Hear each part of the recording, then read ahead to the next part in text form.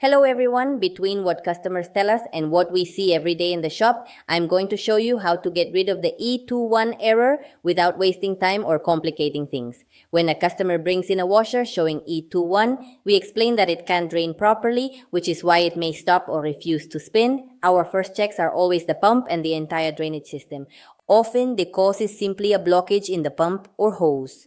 Coins, lint, socks, or small clothing items can restrict water flow and trigger the error.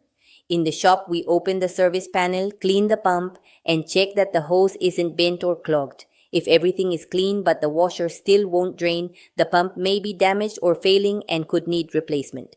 We also check the water level sensor, connections, and whether the pump is receiving power, especially if E21 appears even with an empty drum. Another common cause is the external drain hose. If it's installed too high or has sharp bends, the pump may struggle to drain properly. Keeping it at the correct height and free of kinks usually solves the issue. If none of these checks work, an authorized technician should inspect the pump, hose, sensors, and control board to find the real cause and prevent further damage.